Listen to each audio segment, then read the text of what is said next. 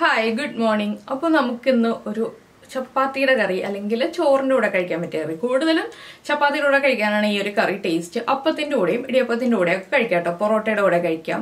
അപ്പോൾ നമ്മള് ഒരു കറി ഉണ്ടാക്കുമ്പോൾ എല്ലാ വിഭവങ്ങളുടെയും കൂടെ കഴിക്കാൻ പറ്റുന്ന രീതിയിൽ ഉണ്ടാക്കുകയാണെങ്കിൽ കൂടുതൽ നല്ലതല്ലേ. നമ്മളിപ്പോൾ രാവിലെ ബ്രേക്ക്ഫാസ്റ്റിനും വൈകിട്ട് ഡിന്നറിനും ഒക്കെ പറ്റിയ കറിയാണെങ്കിൽ എല്ലാവർക്കും സൗകര്യമായിരിക്കും തോന്നുന്നു. നമ്മൾ ഇന്ന് ഉണ്ടാക്കാൻ പോകുന്നത് കോളിഫ്ലവർ പെപ്പർ റോസ്റ്റ് ആണ്. കോളിഫ്ലവർ ഉപയോഗിച്ച് നമ്മൾ സാധാരണ കറി ഉണ്ടാക്കുന്ന രീതിയിലല്ല, കുറച്ച് വ്യത്യസ്തമായിട്ട് കോളിഫ്ലവർ ഫ്രൈ ചെയ്തിട്ടൊക്കെയാണ് ഉണ്ടാക്കുന്നത്. ആ ഫ്രൈ ചെയ്യുന്നതിൽ ചേർക്കുന്ന ഇൻഗ്രീഡിയൻസ് ഒക്കെയാണ് ഇതിൽ വ്യത്യസ്തമായിട്ടുള്ളത്. അപ്പൊ നിങ്ങൾ ഇങ്ങനെ കോളിഫ്ലവർ പെപ്പർ റോസ്റ്റ് ട്രൈ ചെയ്തിട്ടില്ലെങ്കിൽ ഉറപ്പായിട്ടൊന്ന് ട്രൈ ചെയ്യൂ. അപ്പോൾ ഉണ്ടാക്കി കഴിഞ്ഞിട്ട് ഇഷ്ടമായി കഴിഞ്ഞിട്ടുണ്ടെങ്കിൽ ഒന്ന് കമന്റ് ചെയ്യണം കേട്ടോ, ഇഷ്ടമായോ ഇല്ലയോ എന്നുള്ളത്. അപ്പോഴല്ലേ നിങ്ങളുടെ അഭിപ്രായം എനിക്ക് മനസ്സിലാക്കാൻ പറ്റുള്ളൂ. അപ്പൊ എങ്ങനെയാണ് നമ്മുടെ കോളിഫ്ലവർ പെപ്പർ റോസ്റ്റ് ഉണ്ടാക്കുന്നത് നോക്കാം. നമുക്ക് നമ്മുടെ ഇൻഗ്രീഡിയൻസ് നോക്കാം. ഞാനിപ്പോ ഒരു മീഡിയം വലിപ്പമുള്ള കോളിഫ്ലവർ എടുത്തിട്ടുണ്ട്. നിങ്ങൾ എടുക്കുമ്പോൾ ഏകദേശം ഒരു 1/2 കിലോ ഒക്കെ വലിപ്പമുള്ള കോളിഫ്ലവർ എടുക്കുകയാണെങ്കിൽ അതിനാവശ്യമുള്ള ഇൻഗ്രീഡിയൻസ് ആണ് കേട്ടോ ഞാൻ പറയുന്നത്. നമ്മൾ കോളിഫ്ലവർ ലീഫോട് കൂടി എടുക്കുമ്പോൾ ഉള്ള അളവാണ് 1/2 കിലോ എന്ന് പറയുന്നത്. അതിന് ശേഷം അത് ക്ലീൻ ചെയ്തൊക്കെ കഴിഞ്ഞിട്ട് എടുക്കുന്ന അളവാണ് കേട്ടോ ഇത്. അപ്പോൾ കോളിഫ്ലവർ ഞാൻ പെറ്റൽസ് ആയിട്ട് അടർത്തി വെള്ളം തിളപ്പിച്ച് വെള്ളത്തിലേക്ക് ഉപ്പും മഞ്ഞൾപ്പൊടി ഇട്ടിട്ട് കോളിഫ്ലവർ പെറ്റൽസ് അടർത്തിയത് ഇട്ട് ഒരു 1/2 മണിക്കൂർ അടച്ചു വെച്ചു. വെള്ളം ഓഫ് ചെയ്തിട്ട് അടച്ചു വെച്ചു. അതിനുശേഷം നമ്മൾ ആ വെള്ളത്തിൽ നിന്ന് മാറ്റിയിട്ട് ഒരു 2-3 പ്രാവശ്യം കഴുകിയെടുത്തതാണിത്. പിന്നെ നമ്മൾ എടുത്തിരിക്കുന്നത് ഒരു വലിയ സവോള, പിന്നെ ഒരു ചെറിയ തക്കാളി, പിന്നെ ഒരു പീസ് ഇഞ്ചി എടുത്തിട്ടുണ്ട്. എരിവിനനുസരിച്ച് നമുക്ക് പച്ചമുളക് എടുക്കാം. കുരുമുളക് പൊടിയും മുളക് പൊടിയും ഒക്കെ വരുന്നതുകൊണ്ട് ഞാൻ അത്യാവശ്യം നല്ല എരിവുള്ള ഒരു പച്ചമുളകാണ് എടുത്തിട്ടുള്ളത്. എരിവ് കുറവായുള്ള പച്ചമുളകാണ് നമ്മുടെ കയ്യിലുള്ളതെന്നുണ്ടെങ്കിൽ 2 പച്ചമുളക് വരെ എടുക്കാം. പിന്നെ വലിയ വെളുത്തുള്ളി ആണെങ്കിൽ ഒരു 5 അല്ലി എടുക്കാം. എൻ്റെ കയ്യിൽ ചെറിയ വെളുത്തുള്ളി ആയതുകൊണ്ട് ഞാൻ 10-12 അല്ലി വെളുത്തുള്ളി എടുത്തിട്ടുണ്ട്. കുറച്ച് കറിവേപ്പില എടുത്തിട്ടുണ്ട്. പിന്നെ വേണ്ടത് നമുക്ക് 3 ടേബിൾ സ്പൂൺ കടലമാവ് അല്ലെങ്കിൽ മൈദപ്പൊടി, രണ്ടിൽ ഏത് വേണമെങ്കിലും എടുക്കാം. 1 ടേബിൾ സ്പൂൺ അപ്പത്തിന്റെ അല്ലെങ്കിൽ ഇടിയപ്പത്തിന്റെ പാകത്തിലുള്ള അരിപ്പൊടി. പിന്നെ എടുത്തിരിക്കുന്നത് കോൺഫ്ലവർ ആണ്, 2 ടേബിൾ സ്പൂൺ. പൊടികളെല്ലാം ടേബിൾ സ്പൂണിലാണ് അളന്നെടുത്തിരിക്കുന്നത്. അപ്പോൾ ഒന്നുകൂടി പറയാം, 3 ടേബിൾ സ്പൂൺ കടലമാവ് അല്ലെങ്കിൽ മൈദപ്പൊടി, 1 ടേബിൾ സ്പൂൺ അരിപ്പൊടി, 2 ടേബിൾ സ്പൂൺ കോൺഫ്ലവർ. പിന്നെ എടുത്തിരിക്കുന്നത് 1/4 ടീസ്പൂൺ മുഴുവൻ കുരുമുളക്, 2 ഏലക്ക, 1 പീസ് പട്ട. പിന്നീടുള്ള കാര്യങ്ങൾ നമുക്ക് ചേർക്കുമ്പോൾ പറയാം. ആദ്യം നമുക്ക് ഈ കടലമാവ് ഒന്ന് കോട്ട് ചെയ്ത് ഷാലോ ഫ്രൈ ചെയ്തെടുക്കാം. ഡീപ് ഫ്രൈ അല്ല, ഷാലോ ഫ്രൈ ആണ് ചെയ്യുന്നത്. അതിനായിട്ട് വലിയൊരു പാത്രം എടുക്കാം. അപ്പൊ ഞാൻ ഈ ഒരു പാത്രം എടുത്തിട്ടുണ്ട്. ഇതിലേക്ക് ആദ്യം ചേർക്കുന്നത് അരിപ്പൊടി, നമ്മുടെ കോൺഫ്ലവർ, കടലമാവോ മൈദപ്പൊടിയോ നമ്മൾ എടുത്തിരിക്കുന്നത് എന്താന്ന് വെച്ചാൽ അത്. കോളിഫ്ലവറിന്റെ അളവ് വ്യത്യാസം വരുന്നതനുസരിച്ച് നമ്മൾ പൊടികളുടെ അളവിൽ വ്യത്യാസം വരുത്തുക. പിന്നെ ചേർക്കുന്നത് 1/4 ടീസ്പൂൺ ഗരം മസാല, 1/4 ടീസ്പൂൺ മഞ്ഞൾപ്പൊടി, 1 പിഞ്ച് കായപ്പൊടി, 1/2 ടീസ്പൂൺ കുരുമുളക് പൊടി. ഞാനിപ്പോ കാശ്മീരി ചില്ലി പൗഡറാണ് ചേർക്കുന്നത്, അതുകൊണ്ട് തന്നെ 1/2 ടീസ്പൂൺ കാശ്മീരി ചില്ലി പൗഡർ. നമ്മുടെ ഈ കോളിഫ്ലവറിന് ആവശ്യമായിട്ടുള്ള ഉപ്പ് ചേർത്ത് കൊടുക്കുക. ഇതിലേക്ക് ഞാനൊരു ചെറുനാരങ്ങയുടെ പകുതി, ചെറിയ ചെറുനാരങ്ങയാണ്, ഒരു 1/2 ടീസ്പൂണിനും 1/4 ടീസ്പൂണിനും ഇടയ്ക്കുള്ള അത്രയും ചെറുനാരങ്ങ നീര് ചേർക്കുന്നുണ്ട്. അത്രയും മതി, ഒരുപാട് പുളി വേണ്ട. ഇനി നമ്മൾ കുറച്ച് വെള്ളം ചേർത്ത് ഈ ഒരു ബാറ്റർ റെഡിയാക്കി എടുക്കുക. കോളിഫ്ലവർ കോട്ടാവുന്ന രീതിയിൽ, വല്ലാതെ തിക്കായിട്ട് കോട്ടാവണ്ട, ചെറുതായിട്ട് കോട്ടാവുന്ന രീതിയിൽ ഒരു ബാറ്റർ റെഡിയാക്കി എടുക്കുക. ഇപ്പൊ ഇതാ ഈ ഒരു കൺസിസ്റ്റൻസിയിൽ ഞാനിപ്പോ നമ്മുടെ ബാറ്റർ റെഡിയാക്കി എടുത്തിട്ടുണ്ട്. കോളിഫ്ലവറിന് ഒരു ചെറിയ കോട്ടിങ് കിട്ടിയാൽ മതി, ഒരുപാട് കോട്ടാവണ്ട. ഇനിയിപ്പോ നമുക്ക് കോളിഫ്ലവർ ഇതിലേക്ക് ഇട്ട് കോട്ട് ചെയ്തെടുക്കാം.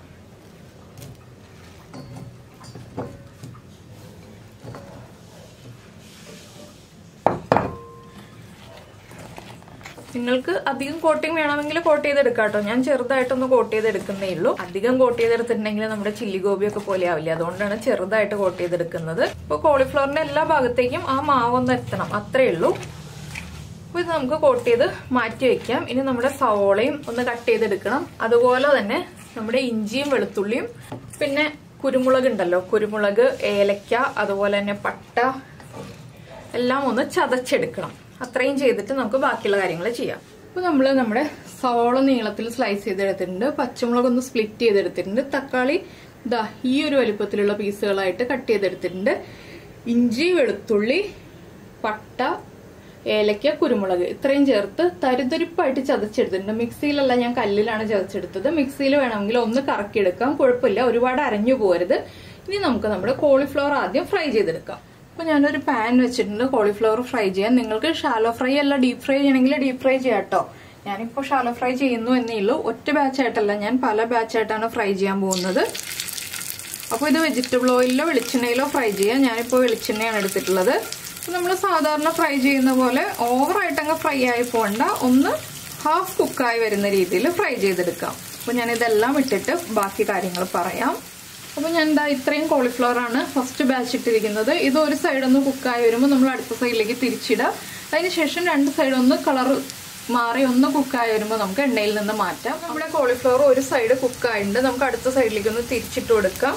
നല്ല ക്രിസ്പി ആയിരിക്കും കേട്ടോ കോളിഫ്ലവർ. നമ്മൾ കോൺഫ്ലവർ അരിപ്പൊടിയും ഒക്കെ ചേർത്തത് കൊണ്ട് തന്നെ നല്ല ക്രിസ്പി ആയിരിക്കും. അപ്പോൾ ഓവറായിട്ട് കുക്കായി പോവാതെ നമ്മൾ ശ്രദ്ധിക്കണം. എന്താണെന്ന് വെച്ചാൽ നമുക്ക് ആ മസാലയിലും കൂടി ഒന്ന് കുക്ക് ചെയ്തെടുക്കാനുള്ളതാണ്. അപ്പം എല്ലാ സൈഡും കുക്കായി വരുന്ന രീതിയിൽ തിരിച്ചിട്ട് കൊടുത്ത് കുക്ക് ചെയ്തെടുക്കുക. അപ്പം ബാക്കി കാര്യങ്ങളൊന്നും ഞാൻ പറയണ്ടല്ലോ, എല്ലാവർക്കും എല്ലാ സൈഡിലേക്കും തിരിച്ചിട്ട് കുക്ക് ചെയ്തെടുക്കാൻ അറിയാവുന്നതല്ലേ. ഇനിയിപ്പോൾ നമുക്ക് കുക്കായി കഴിഞ്ഞിട്ടുള്ള പാകം എങ്ങനെയാണെന്ന് കാണാം. ഇപ്പോൾ കണ്ടോ നമ്മുടെ കോളിഫ്ലവർ ഫ്രൈ ആയിട്ടുണ്ട്. ഇതാണ് നമ്മുടെ കോളിഫ്ലവർ. ഈ ഒരു കളർ ആകുമ്പോൾ നമ്മൾ എണ്ണയിൽ നിന്ന് മാറ്റുക. ബാക്കിയുള്ളതും ഇതുപോലെ ഫ്രൈ ചെയ്തെടുക്കുക. അപ്പോൾ ഞാനിനി ബാക്കിയെല്ലാം ഫ്രൈ ചെയ്തിട്ട് നമ്മുടെ കറിയുടെ ബാക്കിയുള്ള പരിപാടിയിലേക്ക് കിടക്കാം. അപ്പോൾ നമ്മൾ കോളിഫ്ലവർ ഫ്രൈ ചെയ്തതിൻ്റെ ബാക്കിയുള്ള എണ്ണയിലേക്ക് നമ്മൾ ചതച്ച് വെച്ചിരിക്കുന്ന ഇഞ്ചി, വെളുത്തുള്ളി, പട്ട, ഏലക്ക എല്ലാം ചേർന്ന് മിക്സ് ഇട്ട് കൊടുക്കുക. എണ്ണ കുറവാണെങ്കിൽ നിങ്ങൾ എണ്ണ ഒഴിച്ചു കൊടുക്കുക കേട്ടോ.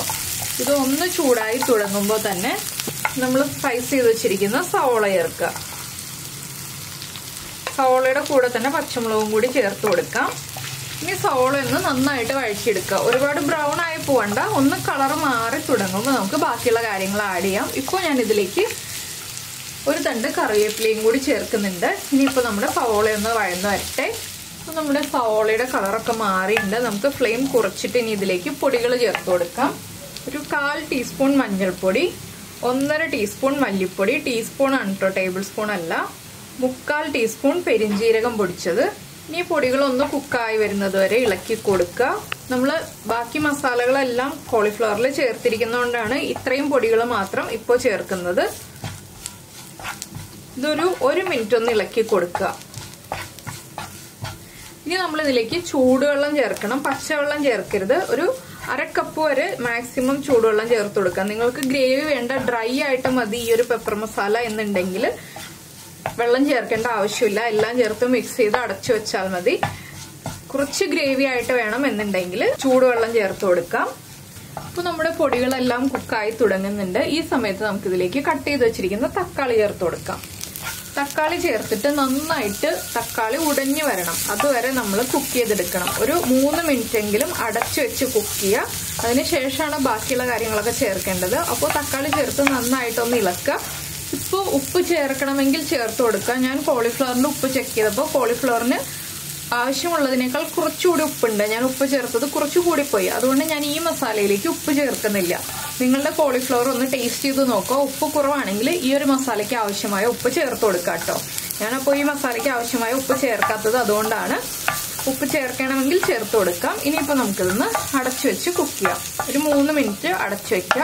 എല്ലാം ഒരുമിച്ചാക്കി വെച്ചിട്ട് ലോ ഫ്ലെയിമിൽ അടച്ചു വെച്ച് കുക്ക് ചെയ്തെടുക്കാം. അപ്പോൾ നമ്മൾ തക്കാളി ചേർത്ത് അടച്ചു വെച്ചിട്ട് ഒരു 3 മിനിറ്റ് ആയി. ഞാൻ ഒരു പ്രാവശ്യം ഒന്ന് ഇളക്കിയതിന് ശേഷം തക്കാളി ഒന്ന് ഉടച്ചു കൊടുത്തിട്ടുണ്ട്. തക്കാളി നന്നായിട്ട് ഉടച്ച് മിക്സ് ചെയ്തെടുക്കാം കേട്ടോ. ഇതുപോലെ ഒന്ന് നന്നായിട്ട് ഉടഞ്ഞ് കിട്ടണം. ഇനി നമുക്കിതിലേക്ക് നമ്മുടെ കോളിഫ്ലവർ ചേർത്ത് കൊടുക്കാം. ഞാൻ കോളിഫ്ലവർ ചേർക്കുകയാണ്.